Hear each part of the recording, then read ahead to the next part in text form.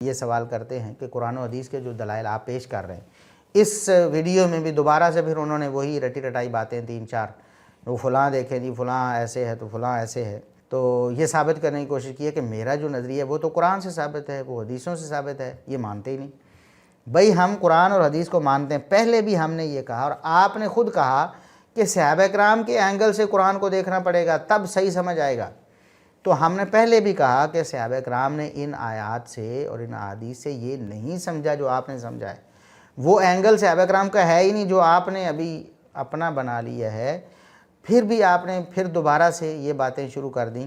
وہی راگ آپ نے الاپا اور کہا قرآن پاک میں جب آیتوں کی آیتیں آ رہی ہیں کہ آسمان کے دروازے کھل جائیں گے جنتیوں کے لیے، قرآن پاک میں جب آیتوں کی آیتیں آ رہی ہیں کہ آسمان کے دروازے کھل جائیں گے جنتیوں کے لیے،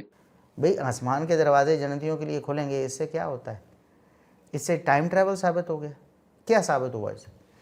پھر کہتے ہیں کہ میں نے ایک ایک آیت کو سورہ کہف کی تمام احادیث کے ریفرنس تصویر بنا بنا کے پیش کروائے ہیں کہ کہیں یہ نہ لگے کہ یہ میری طرف سے کوئی اوپینین آ رہی۔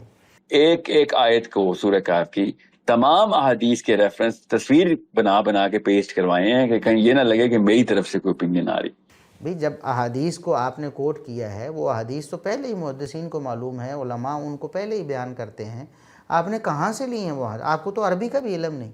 علماء نے ہی آپ کو بتایا نا، ترجمہ کیا ہے تب آپ کو پتہ چلا، انگلش میں ٹرانسلیشن ہوئی ہے، اردو میں تو علماء نے کی ہے نا، تب آپ کو پتہ چلا یہ احادیث بھی ہیں۔ تو یعنی علماء کو وہ حدیث پہلے ہی معلوم ہے، وہ آیات بھی پہلے ہی معلوم ہیں، علماء حفاظ ہیں، قراء ہیں، میں بھی الحمدللہ قرآن پاک کا حافظ ہوں، تو ہمیں قرآن پاک کی آیات کا پہلے ہی علم ہے۔ احادیث ہم نے اللہ کے فضل و کرم سے پڑھی ہوئی ہیں، ہم تو طالب علم ہیں، تھوڑی پڑھی ہوں گی، اور جو بڑے علماء ہیں انہوں نے ساری پڑھی ہوں گی، تو ان کے علم میں ہیں یہ ساری باتیں۔ ہمارا سوال صرف یہ ہے کہ اگر صحابہ کرام اگر ان آیات سے یہ سمجھتے تھے تو پھر آپ ٹھیک ہیں، اور اگر صحابہ کرام یہ نہیں سمجھتے تھے اور آپ سمجھتے ہیں تو پھر غلط ہے۔ بس ہم تو یہی پوچھتے ہیں، قرآن و حدیث کو صحابہ کرام سے بہتر آپ سمجھ سکتے ہیں؟ نہیں سمجھ سکتے، بات ختم۔ آپ صحابہ کرام میں سے کسی کا قول پیش کر دیں، ورنہ قرآن پاک کو اور احادیث کو تروڑ مروڑ کر اپنے نظریات کی دلیلیں تراشنے والے دنیا میں بہت ہیں۔ پھر سب کی مان لیں، پھر روافظ کی مان لیں، پھر خوارج کی مان لیں، پھر قادیانیوں کی مان لیں، وہ بھی تو آیتیں حدیثیں پیش کر رہے ہیں۔ ہم ان سے یہی سوال کرتے ہیں، بھئی جب آپ ختم نبوت پہ آپ کہتے ہیں جی نبوت جاری ہے، قرآن کی آیت پیش کرتے ہیں، تو قرآن کی آیت کیا صحابہ نے نہیں پڑھی تھی؟ صحابہ وہ قرآن کی آیت پڑھ کے بھی یہ مانتے تھے کہ محمد الرسول اللہ صلی اللہ علیہ وسلم کے بعد کوئی نبی نہیں آ سکتا، تو ہم بھی یہی مانتے ہیں، صحابہ نے جو سمجھ لیا قرآن کو نبی کریم صلی اللہ علیہ وسلم کی رہنمائی میں اور آپ کی تفسیر سے، تو وہی معتبر ہے۔ تو اسی طرح اب جو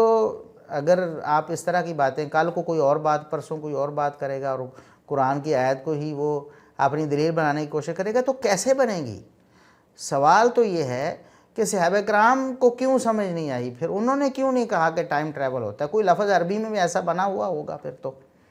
اگر ٹائم ٹریولنگ کا نظریہ شروع سے امت میں رہا تو عربی میں بھی کوئی اصطلاح ہوگی نا، وہ بتائیں ہمیں، اور پھر تفسیر کی کتابوں میں، حدیث کی کتابوں میں، اور پھر بعد میں جو ذخیرہ ہمارا مرتب ہوا اسلامک لٹریچر کا، اس میں بھی پھر کلاسیکل ایرا میں بھی اس کی مثالیں موجود ہوں گی، ہمیں بھی دکھائیں،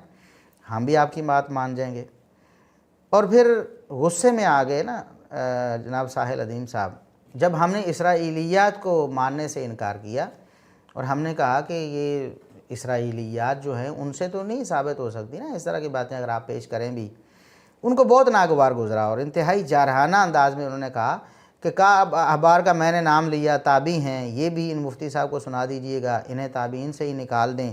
جب میں تابعین سے سناؤں گا تو کہیں گے یہ اسرائیلیت سناتے تھے کعب احبار، کہتے ہیں آپ تابعی کا درجہ کم کرنا چاہتے ہیں،